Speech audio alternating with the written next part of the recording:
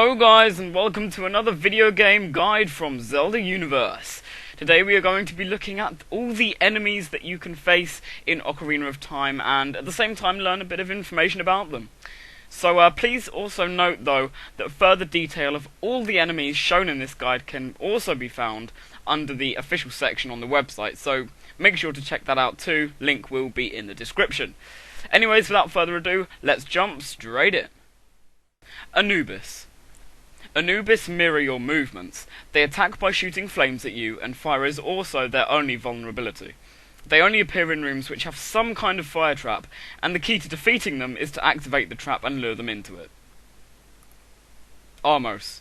Armos are statues that come to life when touched. They will slowly jump towards you and attack by jumping into you.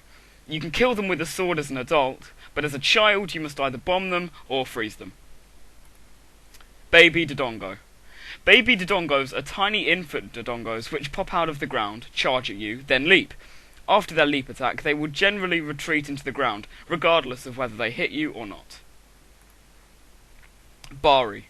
Bari are the giant cousins of Biri. They only appear in a few rooms within the Lord Jabu Jabu's belly, and can generally be avoided with ease. However, they're not terribly dangerous, so you might as well kill them. Beamos. Beamos are statues with a rotating eye. If the eye notices you, it will fire an energy beam at you. Fortunately, their beams are fairly easy to avoid and can be blocked with your shield. Big Deku Baba. As their name implies, Big Deku Babas are large versions of the Deku Baba, and needless to say, they are also tougher. Much like their smaller counterparts, they attack by lunging at you. Big Poes. 10 of this special kind of Poe roam Hyrule Field. They can only be found when riding a Pona, and can only be defeated by shooting them with arrows. Big Octo. As its name implies, the Big Octo is a large octopus-like creature. It will run around in a circle through the room. Hitting it with a boomerang or a Deku Nut will stun it, though it can only be killed by hitting its weak spot, which is on its back. Biri. These small blue floating jellyfishes can electrify you when they touch you, and when you touch them. Though hitting one with your sword will kill it in one hit, it'll also hurt you. Blue Bubble. The blue bubble is a flying, winged skull enveloped in a blue flame. This flame protects it from your sword, but fortunately, it's easy to put out. Blue Tektite. Much like their weaker red cousins, are spider-like creatures that attack by jumping into you. Blue Tektites can move both on land and on water, so watch out when you're in the water yourself. Business Scrub. Business Scrubs are scrubs that shoot nuts at you, much like Deku Scrubs. Unlike Deku Scrubs, however, they can be defeated by any ranged weapons, as well as bouncing the nuts back with your shield. And when you hit them with something once, they will give up and will try to sell you something. Dark Link. This dark clone of yourself can be incredibly difficult if you don't know what you're doing, but there are a few tricks that will make beating him a lot easier. The easiest way is smacking him with the Megaton Hammer. Dead Hand. When you enter the room this undead monstrosity resides in, it will be hiding underground. Several hands will be sticking out of the ground, which will try to grab you if you get too near them. Deku Baba. Deku Babas are enemy plants with a green stalk and a blue bulb. There are two kinds of Deku Babas, those that simply stand there, and those that lunge at you. Deku Scrub. Deku Scrubs are small, green scrub creatures dwelling inside the Great Deku Tree. They attack by shooting nuts at you from their snout, and hide if you get too close. Dinolphus. Dinolphus are the bigger cousins of Lizalfus. It will be shielding itself a lot of the time, so you have to attack it when it drops its guard. Dodongo. While imposing creatures, their massive size makes them slow-moving, which makes avoiding them fairly easy. Fire Keys. Fire keys, as their name might imply, are burning keys. When they fly into you, they set you on fire, destroying your Deku Shield if you have it equipped, and causing extra damage. Flare Dancer. This fiery creature jumps out of the fire and starts dancing, releasing embers in the process. To defeat it, you must get rid of the flames surrounding its body. Floor Tile. These tiles will start hovering in midair, then fly at you rapidly. They can be dodged, blocked with your shield, and you can destroy them by attacking them. Generally, they don't pose much of a threat. Floor Master. Floor masters look identical to wall masters, but they behave rather differently. They live on the floor and attack by ramming you, so you don't have to worry about being sent back to the start of the dungeon. Freezard. These foes attack you with their icy breath, which will freeze you if you get hit.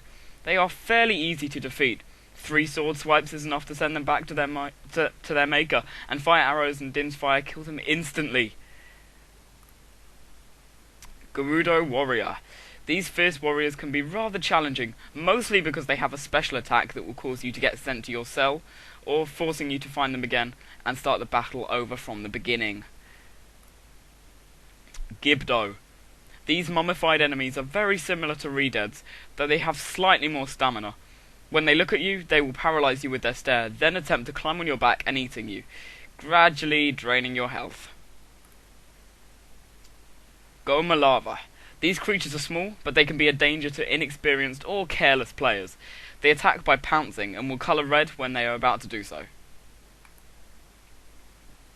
Gold Sculptula. These gold-coloured arachnids can be found all over Hyrule. They take 2 hits to kill with most child weapons, and only 1 as an adult, and only deal damage when touched. Great Moblin. This behemoth can be found just before the entrance to the Forest Temple. The easiest way to kill it is to shoot it with the bow, or if you do not have it yet, to unleash bomb chews at it. Green Bubble. Green bubbles are skulls with wings, enveloped in green flames which go out periodically. Gwei. Gweis are small, dark, purple birds that appear in various places. They act similar to keys, flying around and homing in on you when they notice you. A single sword swipe will undo them, as well as a hit with any projectile weapon. Ice Keys. Ice keys are keys enveloped in icy blue flames and can freeze you solid if they fly into you. They will lose their flames if you stun them with a Deku Nut, block them with your shield, or if they fly into you. Iron Knuckle. These giants are amongst the most powerful and intimidating enemies in the entire game. A swing from their massive axe does major damage if it connects, and send you flying far, while it will not flinch from any attack itself unless its armour has fallen off. Keys. These bats can be found in practically every cave and dungeon of Hyrule. Fortunately though, they're not very tough at all. Lever. These small creatures are relatively harmless. Their only attack is to ram into you, which does very little damage, and one hit with the Master Sword takes care of them. Like. These gelatinous tubes will try to eat you, and when they do, they will consume any Deku Shield, Hylian Shield, Goron Tunic, or Zora Tunic you might have equipped. Lizalfos. Lizalfos are bipedal reptiles wielding a sword, first appearing in Dodongo's cavern as a sub-boss. They often appear in pairs, but they never fight you both at once. Mad Scrub. Mad Scrubs are bright red scrubs shooting nuts at you that will hide in their flowers if you do get too close. You can bounce back their nuts by deflecting them with your shield, which will cause them to jump out of their flower. Moblin. These giant pig, bulldog-like creatures can be a pain. They march around in the maze-like area of the sacred forest meadow, and will charge at you with their spear if they notice you. Octorok. Octoroks are small octopus-like enemies, whose behaviour is similar to that of the Deku Scrub. They will appear at a distance, fire a rock at you, and hide if you get too close, making it impossible to defeat them in close combat. Parasitic Tentacle. These giant tentacles are linked to a column of electrified slime. They have a weak spot which can only be hit with the boomerang. Peahat. These giant flying turnips shoot up from the ground when you approach them, and can be rather powerful. Peahat Larva. Sometimes peahats will send out their larvae, which are smaller versions of the killer plants, a lot more mobile, and invulnerable to your weapons.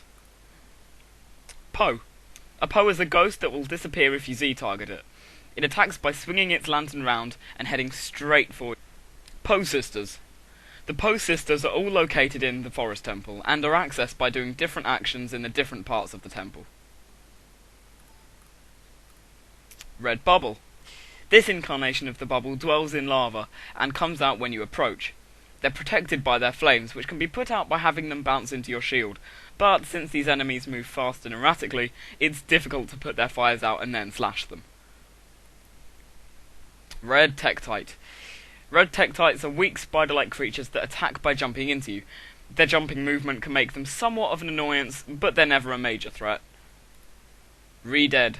Re-Deads are walking corpses. They have a paralysing gaze that freezes you in your tracks for a short time, and an attack by jumping on your back and draining away your energy. Shablom. Shabloms are large bubbles that bounce around. You can kill them by slashing them, but they will often bounce off your blade. Shellblade. These giant clams, when they notice you, will open up, exposing a vulnerable muscle, after which they will then charge towards you. Skull Kid. Skull Kids are what become of kids that got lost in the Lost Woods. They do not look kindly upon adults, so they will attack you if you enter the Lost Woods as an adult. Skulltula. Skulltulas are large spiders with a skull design on its back. Their backs are impervious to many attacks, so in order to destroy these foes, you will have to either wait for them to turn around, or move to the other side yourself. Skullwaltula. Skullwaltulas are spiders with a skull design on its back that can be found on vertical surfaces that can be climbed. Spike. These metallic spiked balls never pose a major threat. They can be destroyed by hitting them with the hookshot when they've retracted their spikes, at which point they will then look like ordinary rocks. Skullchild. Skull children are small skeletal creatures that come out of the ground at night in pairs of 2. They will walk up to you and attack by punching you. Stalfos. Stalfos are also amongst the most tough enemies in the game. These skeletal foes will often attack in groups of 2, and often, once you've defeated one of them, it will come back to life if you take too long slaying the other. Stinger. Stingers tend to be found in packs. When you go near one, it will take to the air, flying around a bit, and then try to fly into you. Tail Pazaran. Tail Pazaran are electrified worms. When you get near them, they will emerge from the floor and fly at you. Their heads are invulnerable, so you'll have to strike their tail. Torch Slug. These red, fiery, and rather icky enemies attack by ramming into you. To defeat them, slash them with your sword. Wallmaster. These giant hands can be incredibly aggravating. The reason for this is because when they attack you, rather than just doing some damage, they will also return you to the start of the dungeon, forcing you to do a lot of backtracking. Fortunately though, they are fairly easy to avoid. White Bubble. Though it only appears very late in the game, the white bubble is a pushover. Flies around in a pattern and can only hurt you by flying into you. All you have to do is kill it by slashing it a few times. It's really as simple as that. White Wolfos. These larger Arctic cousins of the Wolfos will circle around you, then close in for an attack, but be sure to Z-target them so you don't lose sight of them. Wolfos. Wolfos are fierce enemies capable of standing on their hind legs and attacking with their forelegs. They will circle around you, then close in to attack, so it's a good idea to Z-target them, so you'll be facing them at all times, thus allowing you to block their attacks at all times. Well guys, that's it for the guide. I hope you enjoyed it, and I hope it's helped. If you guys are definitely picking up 3DS Ocarina of Time, there are going to be a few, I think there's 3 more guides left for me to make on the Ocarina of Time at least, so make sure to stay tuned for those, and I look forward to seeing you guys next time.